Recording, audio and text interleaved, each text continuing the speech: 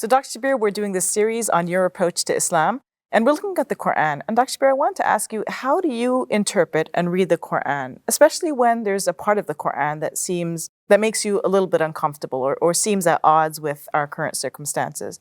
What do you do with that verse? Do you take it literally? Do you take it contextually? What's your approach? So normally I would take the verses as literally as possible. I would tease out the meaning. I'd go to the classical commentaries of the Quran in Arabic to see what the great scholars of the past are saying, and I try to understand the literal meaning. Now, if the literal meaning is not always the meaning intended, even in our speech. Like we use so many, what you could say, cliches, and we use metaphorical language a lot. If you say to somebody, take a seat, you don't mean pick up the seat and take it away. You mean sit down on it, right? Yes. But we say things... or like break a leg. We don't mean actually break a leg. Okay. We mean do well in the performance, right? Yeah, that's right. Exactly. In that case, it means the opposite, right? Don't break a leg, right? But we need to see what the literal meaning is to give credence to that first. Because if we we just assume everything is metaphorical. Our boss says, do this job, and we say, oh, we just thought you meant that metaphorically, right? So we didn't do the job. So when God is speaking to us and saying, do this and don't do that, the natural disposition is to take it as if it was meant literally. But if we happen to know that a certain expression in the Arabic text is an expression that is normally used idiomatically, then we would take the idiomatic meaning, right? We wouldn't give it a literal meaning then, because it's like you said, like break a leg. We know that in a certain context this is used with a particular meaning in mind. So we take that as an idiom, and one who doesn't know the Arabic language well enough to recognize the idioms has to be especially careful about this, and especially myself, because one has to live with the language to know like what the idioms are. Otherwise, if you could just go with the dictionary meaning, we won't sometimes find the idioms. Like you in the English language, you might have special dictionaries that just give you idioms, whereas the ordinary dictionary might just give you the usual, what you might say, dictionary meaning of a word. But of course, the Quran could also be speaking metaphorically in terms of like the message could be applied to us, right? It could be something that the Arabs at that time didn't really understand, and they understood in a different way, but we are understanding it in the way God intended, because we're living in a different time. Yes, right? Yes. So that will be my next step. But as a first step, I would humbly recognize my own limitations, and that's why I turned to the classical Arabic commentaries, because if this phrase was idiomatic, they would point it out. And that's how I would know. But if nobody says this and everybody is giving it the literal meaning, that means we're not worried now about idiomatic meaning. We're worried about the literal meaning. And then comes the next stage. The next stage is to think about, okay, so they accepted the literal meaning as this. But could God be speaking to us in our new circumstance with the same words that were addressed to a previous nation or to a previous generation, let's say, but with a meaning that would apply differently to our generation? You see, sometimes we speak with a double entendre, like we say something and we know it's going to be understood two different ways. Let's say we have a kid in the room and we're speaking about some matters regarding, how children are conceived.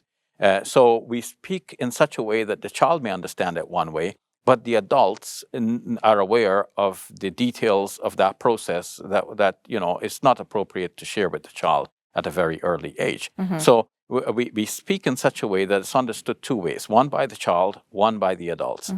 In a similar way, God could have spoken in such a way that it would be understood one way in 7th century Arabia, and will be understood in a slightly different way in a modern scientific world. For example, many of the statements describing scientific phenomena around us, they fall into this category. As Dr. Maurice Buquet pointed out in his book, The Bible, the Quran, and Science, when the Quran says that God turned to the heavens when it was smoke, well, the Arabic word dukhan would literally mean smoke, at least to a 7th century Arab. But to Dr. Buquet, it could mean a gaseous mass. And that is a better description of how God created the heavens and the earth. So we would then take all of this meaning into consideration. With none of this do we want to run wild, because somebody can say, okay, God told the 7th century Arab to pray, but we know today that prayer is meaningless, so we don't have to pray. So people can run wild with that sort of thing. But when one is faithfully trying one's best to obey God, to serve God the best way we can, and then we run into certain problems, like we come to, for example, to a verse that seems to indicate on the surface that a man could beat his wife. And of course, I would say it doesn't actually mean so even on the surface, but to us it looks that way because that's how everybody has quoted it. That's how it has been used and All misused. of the classical scholars have said the same Yeah, thing. everybody has said that. So now, when we see that this is a problem for us in our modern times, because the modern woman is not going to accept that a man could beat her, even if we say, okay, only by using a toothbrush, still, that's even if you say that's a symbolic act, it's symbolic of what? It's symbolic of a man's authority over the woman, as if the woman is like a child before him, accepting this sort of discipline. So when we find that to be problematic, to the extent that some women are writing to me and saying, I don't think God would have allowed for a man to beat his wife. So it's become such a divisive issue, like such a, you can say, a deal-breaking issue. For them, it's like this couldn't be the word of God. Yes. So then I'm forced to go back and look at it and say, well, wait a minute, who said that this verse means that? So then I would then deconstruct the meaning that has been put on this verse, and I would ask, okay, so contextually within the chapter itself, and within the whole Quran, what could it mean? So is there any other verse of the Quran that says that a man could beat his wife? No. Okay, so if there is a verse, it's just this one. Does this verse specifically say a man could beat his wife? No, it's not in these words. It doesn't say a man could beat his wife. It doesn't say something in Arabic like ينبغي لرجل أن يضرب زوجته, which would, in my poor construction of Arabic, that's how I would conceive of it. It doesn't say like that. For it to say that a man could beat his wife, that verse would actually have to be an address to men. It would have to be saying, Ya ayyuhar rijal, oh you men, this is what you do. But actually, it's not an address to men in particular. It's an address to the Muslim community as a whole. That address began in the 29th verse of the 4th chapter of the Quran, and it continues up until the 35th verse, whereas the verse that we are dealing with here, the one that people think means that a man could beat his wife, is the 34th verse. So we can see there's a whole slew of verses from 29 to 35, and 34 is just in between there. And the whole address is not to men in particular, but to the Muslim community as a whole. So when it is to the Muslim community as a whole, then it's how the Muslim community as a whole will deal with sexual impropriety. In our previous episode, we talked about the flogging for adultery. But that's when the adultery is clearly witnessed and properly, the judgment is rendered in a court of law. But what if there's lesser than that? It's not either to the level of adultery, or it's like there's some indecent act that's not to the level of adultery, or it is not properly witnessed. So a lesser punishment would have to be given. Or would be appropriate, or might be appropriate. And the lesser level of punishment here might be what is being prescribed here. Some level of beating, but not like the 100 lashes for adultery. But this is to be executed by the state authority, because it's to the polity as a whole, O you who believe. It's not to a man in particular to beat his wife. And of course, how and when to apply this in a modern context, all of this needs further discussion.